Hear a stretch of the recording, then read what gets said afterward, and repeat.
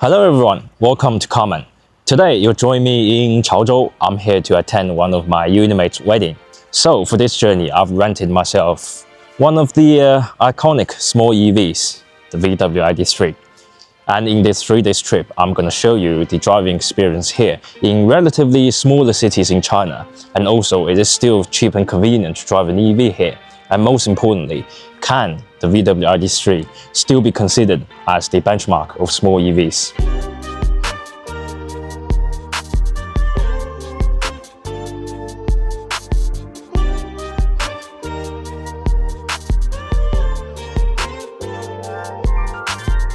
Now, I'm pretty sure you're all familiar with this car already. By the look of it, it's about 4.2 meters long and 1.8 meters wide. And really, it's just a normal electric hatchback. What else do you want? The ID.3 model was launched in Europe since 2019, but it was built and launched in China since 2021. The latest top-of-the-range model, you could get it on the road with all the subsidies for around 120,000 Chinese yuan, depends on different areas. And this one, I've got it as the lowest spec. It's just above 100,000 Chinese yuan. And in China, over 25,000 units have been sold in 2025 alone. And now in the interior, I wouldn't say it's luxurious, of course, but it is still a modern design with everything you need, really, and loads of storage space here. This one, despite being the lowest spec, it is still very well equipped. You get the reversing cameras, the adaptive cruise control, all listed as standard.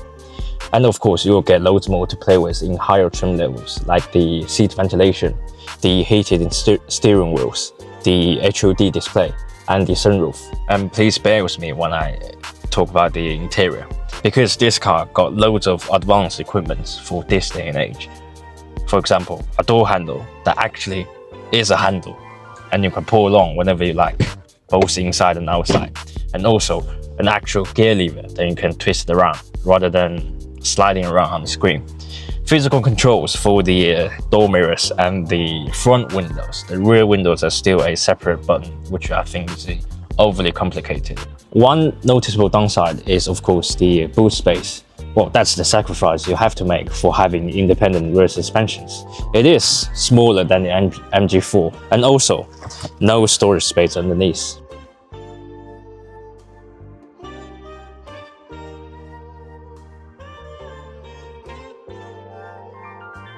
There are only one battery size available in China.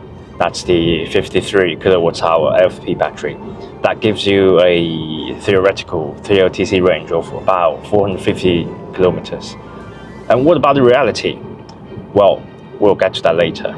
Now, this car, being the lowest spec, has got the standard 18-inch wheel. I do admit that they don't look as good as the 20-inch optional ones, but these ones, they are more quieter, much more comfortable, gives you more range, and also easier to repair. So why not?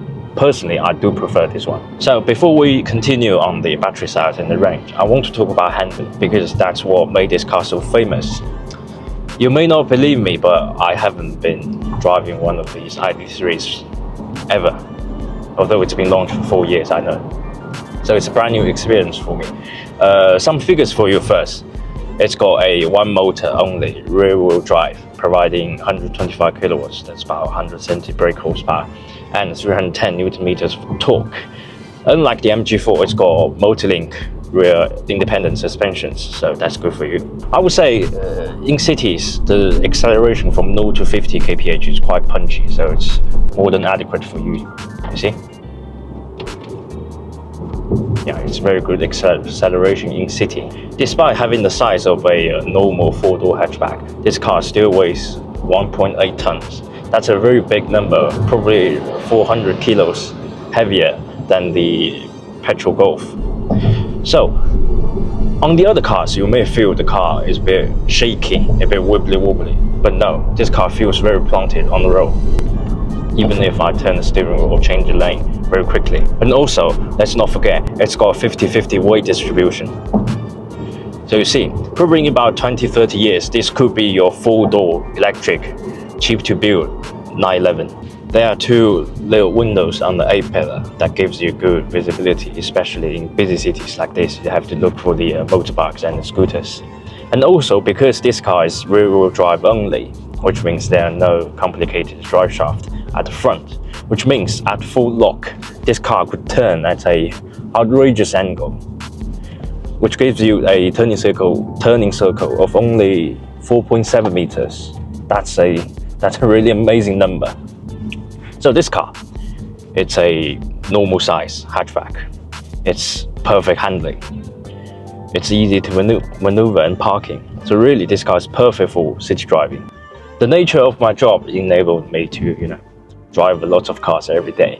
So I would always focus on the little details rather than the big numbers, let's say. I really like the regen setting on this car because I'm currently on drive. There are no separate settings for the regen, by the way. So the car will sense this car up front. If I let go of the throttle now, it will input slightly regen to keep the distance from the car up front. And now the system senses that there are no car up front. I let go of the throttle now. The car was just freewheeling, coasting along, gives you more range, saves you more energy, rather than wasting on putting the regen and then you have to accelerate more. And secondly is the display range. Unlike other, I wouldn't mention, unlike other new EVs, they will give you fake artificial range. This car is quite honest, let's say. It will adjust the display range according to your driving style and the charging habits. I want to talk about the city a bit more because it's a brand new experience for me as well. In Chaozhou, there are about 500,000 vehicles, cars registered on the road, but about the same number for the motorbikes. And also, that's not included all the scooters and the electric bikes. And I'm telling you, they are literally everywhere. And when we're driving on the road, how can I put it? Probably you can see out of the window, it's quite challenging, let's say, especially for experienced drivers like me. So if you're planning to travel here, especially it's your first time, just be prepared before you want to drive here. It's quite difficult here, really. And that's why this car makes perfect sense, because it's got good visibility. But also, one thing I've noticed is that the door mirrors, it's probably too small. It's very difficult to see it out of. You have to double check for the blind spots like this before making a turn. Otherwise, there's a great chance that you're probably gonna hit one of the scooters.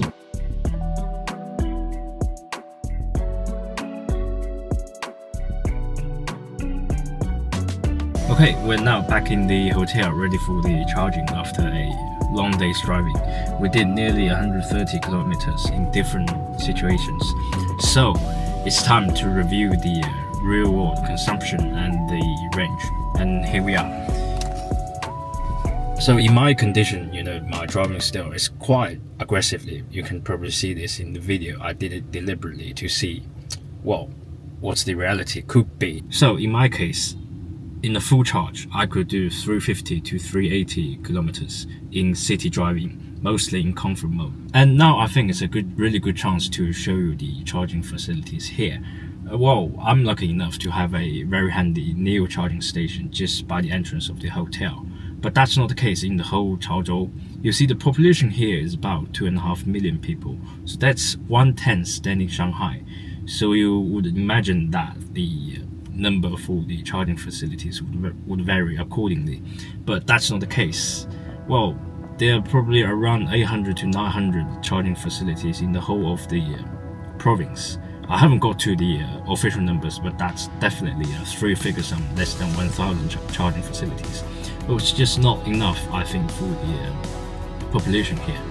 Some people might be thinking this car is just an electric replacement for the Golf, but having driven it for 3 days, there's just something special about it.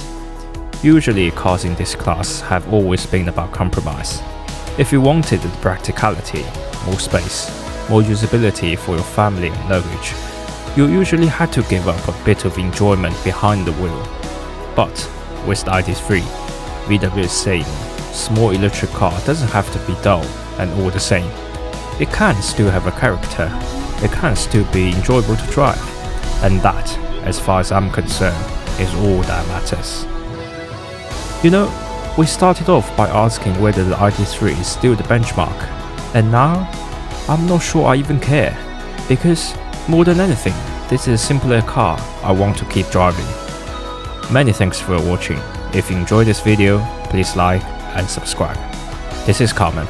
I will see you soon. Take care.